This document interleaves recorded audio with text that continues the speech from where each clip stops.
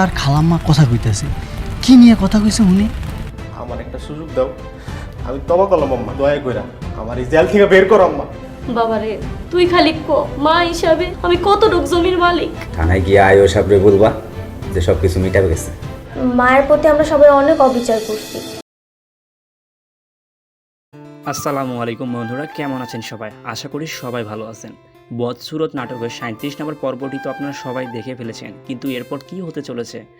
38 নম্বর পর্বে কি গল্পের মোড় ঘুরে যাবে? আর এই 38 নম্বর পর্বটি ঠিক কবে কখন রিলিজ হবে সব কিছু জানাবো আজকের এই ভিডিওতে, তাই না টেনে শেষ পর্যন্ত সাথে থাকুন।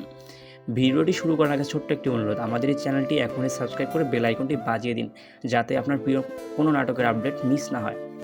বন্ধুরা, 37 নম্বর পর্বতে আমরা দেখলাম যে জীবনের নানা মোড়ে দাঁড়িয়ে মানুষ কীভাবে নিজেদের ভুল বুঝতে পারে, আবার কিভাবে নতুন করে পরিস্থিতির মুখোমুখি হয়।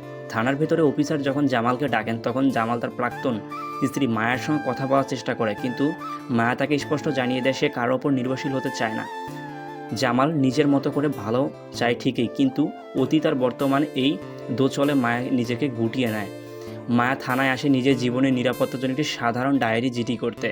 এর কারণ হিসেবে যে উল্লেখ করে যে জামাল তার পরিচিতির লোকজন তার সবজির দোকানে গিয়ে ঝামেলা সৃষ্টি করে। অন্যদিকে জামাল তার ভাই রোমানের মুক্তির জন্য চরম চিন্তিত।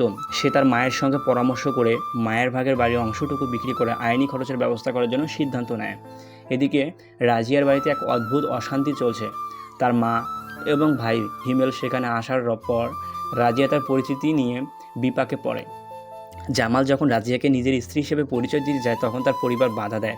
এর ফলে রাজিয়া তার মায়ের মধ্যে ক্ষোভের সৃষ্টি হয়, আর এই রাজিয়া ও মামি বোনের ওপর অভিযোগ তুলে তারা চুল কেটে ফেলার চেষ্টা করছিল এবং তার মোবাইল কেড়ে নিয়েছিল। জামাল তার স্ত্রী রাজিয়ার এই অভিযোগ বিশ্বাস করতে চায় না, কারণ অতীতে সে মায়ের প্রতি অবিচার করেছিল।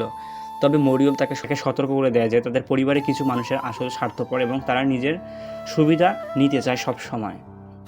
অন্যদিকে মজনু হজরত মিলে মায়া সবজির দোকানে ঝামেলা পাকানোর পর নিজেদের ভুল বুঝতে পারে এবং ক্ষমা চাইতে আসে, কিন্তু মায়া তার অবস্থানে অনড় থাকে। সে পরিষ্কার জানিয়ে দেয় তাকে জানিয়ে এবং তার ব্যক্তিগত বিষয় নাক গলানোর কোনো অধিকার নেই কারো। জামাল যখন মায়ের কাছে বিষয়টি সুরাহা করতে যায়, তখন মায়া তাকে নিজের জীবন থেকে দূরে থাকতে বলে। জামাল অবশ্য তার ভাইকে জেল থেকে বের করার জন্য মারিয়া হয়ে ওঠে এবং বাড়ির সম্পত্তি বিক্রি করার চূড়ান্ত সিদ্ধান্ত নেয়। গল্প একদিকে আবেগন এবং অনিশ্চিত মুহূর্তের দিকে এগোতে থাকে। দর্শকরা অপেক্ষা করতে থাকে কীভাবে মায়া তার সম্মান রক্ষা করবে এবং জামাল তার পরিবারের দায়িত্ব অতীতের ভুলের মাঝে সঠিক সিদ্ধান্ত নিতে পারবে। এই ঘটনাটি নাটকের মোড় সম্পূর্ণ ঘুরিয়ে দিয়েছে। এখন প্রশ্ন হচ্ছে পরবর্তী পর্ব কবে হতে চলেছে এবং কোন চ্যানেলে এই ভিডিও চলে আসবে।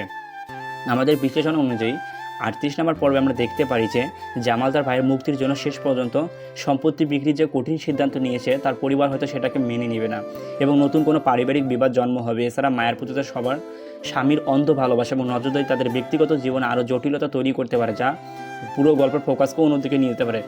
গল্পের বর্তমান পরিস্থিতি দেখে এটাই মনে হচ্ছে সবথেকে বড় সম্ভাবনা। আপনারা যারা অধীর আগ্রহে 38 নম্বর পর্বের জন্য অপেক্ষা করছেন, তাদের জানিয়ে রাখি এই পর্বটি আগামী 5 মে দুপুর 3টায় রিলিজ হতে পারে অফিসিয়াল ইগল ইসলামিক নাটক চ্যানেলে। তবে প্রোডাকশন হাউস চাইলে যে কোনো সময় এই শিডিউল পরিবর্তন করতে পারে।